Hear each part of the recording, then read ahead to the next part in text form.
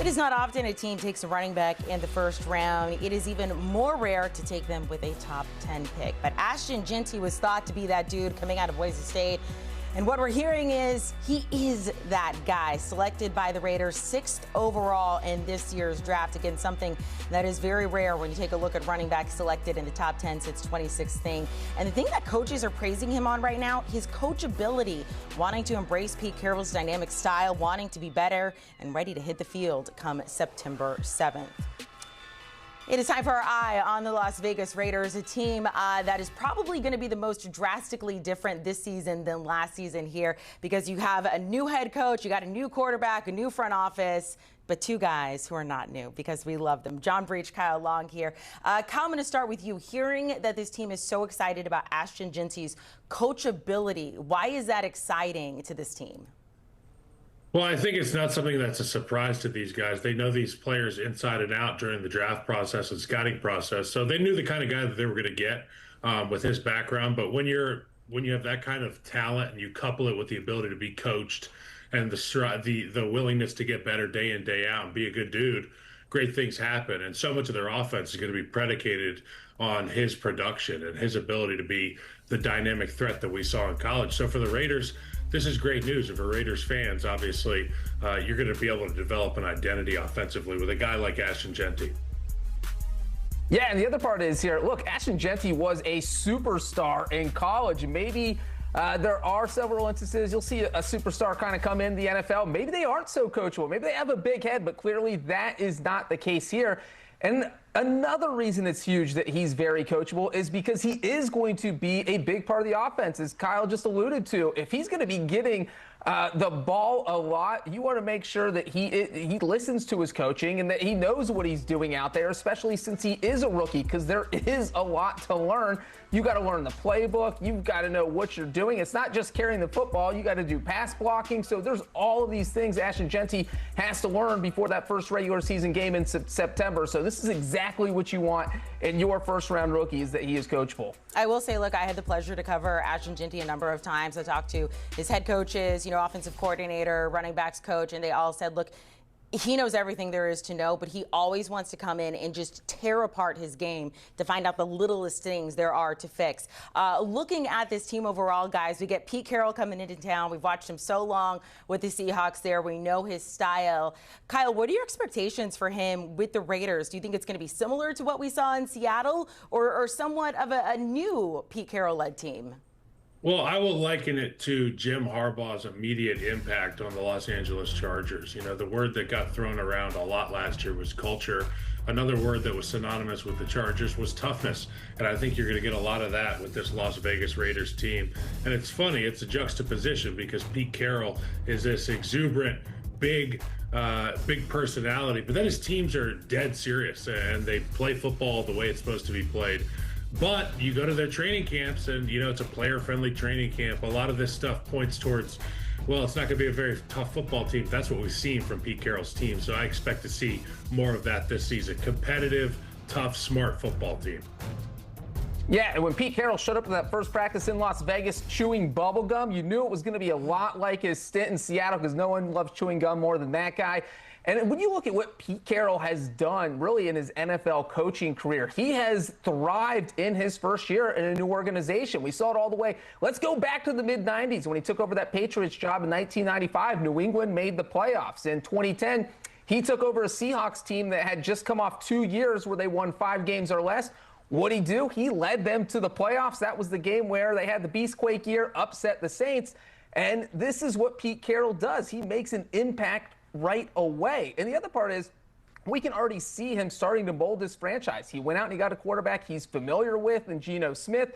We just talked about Ashton Jeanty. Well, what did he have in Seattle? He had Marshawn Lynch. He was able to go beast mode. So I think he's going to go into Jenny mode here. So he's kind of building the same foundation he had in Seattle. And that foundation worked in Seattle because he went to the playoffs 10 times in 14 years, including 2 Super Bowl trips and 1 Super Bowl win. Marshawn Lynch made sure last season reach out to Ashton Jeanty. Kyle, you mentioned the Raiders practice being serious but also fun. Did you see the big ball they had at practice, where you get inside of it? Have you guys ever done that? It's always one of those things that's high on my list. I could see myself doing it. And then I think about how badly injured I could get. You can relate to this, Amanda.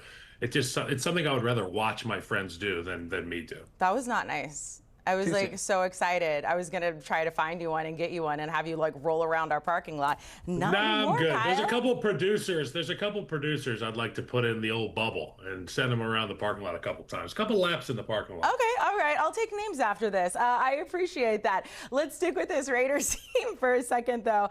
Off-season additions. We asked you guys who are the biggest off-season additions. We actually had the exact same people. You get a quarterback and a new OC. John, we'll start with you. Geno Smith, Chip Kelly, why are they your biggest additions to this team? Yeah, look, if you're going to make a change at quarterback, that is going to be your biggest offseason addition. That kind of goes without saying. But the thing is, Geno Smith is such an upgrade over what the Raiders had last season in Gardner Minshew and Aiden O'Connell. He's a veteran. He knows what he's doing, and he's with a head coach that he's familiar with, which is really going to, not that he's low in confidence, but when you're walking into a new organization, you feel really good about your spot knowing that you're working with a head coach that you are familiar with.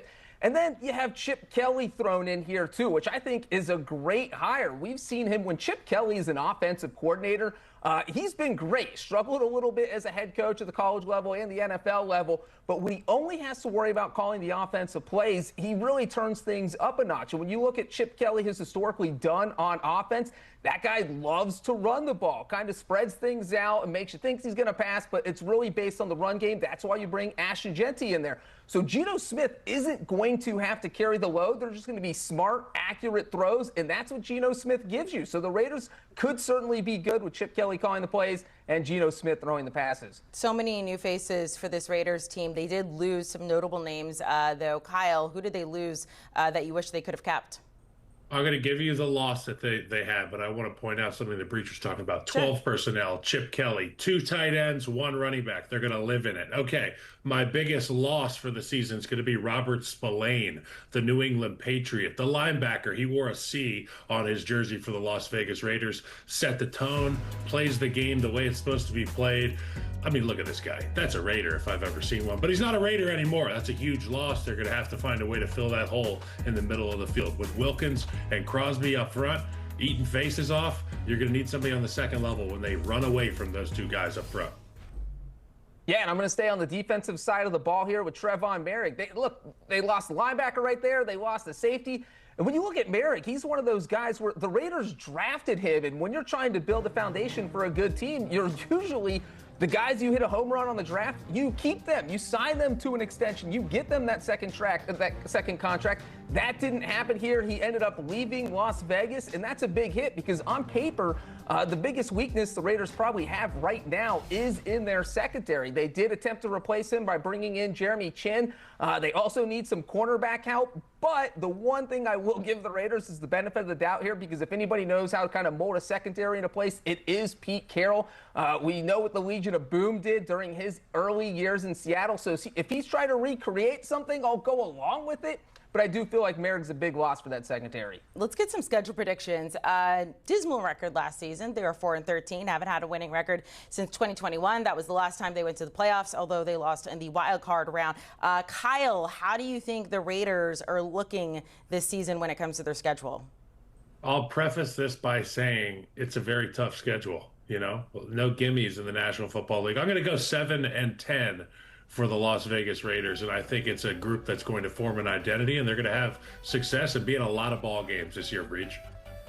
Yeah, you know what? I agree with that, and I'm even more optimistic about them, and it's all about Pete Carroll. You look at his 14 seasons in Seattle, he made the playoffs 10 times, had a winning record 11 out of 14 times, so I absolutely trust him. And then you look at that schedule that Kyle just mentioned. The one thing I do like is that 4 of their first 6 games are against teams that finished under 500 last year. So you're looking at the Patriots, the Colts, the Titans. Those are winnable games. And if you get off to a hot start, that builds confidence quickly in Las Vegas. I'm going to have them going 9-8 and sneaking in the wild card, maybe.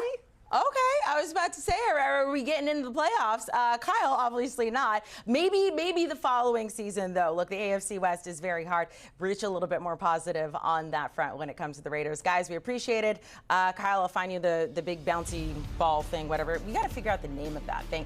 As far as our friends at Sportsline, they're going with a little bit I mean, if you want to round up to 7 wins for the Raiders and be on the side of Kyle, obviously not as optimistic as John Doe when it comes to the Raiders this season. 15.3% chance to make the playoffs. As of right now, that could change.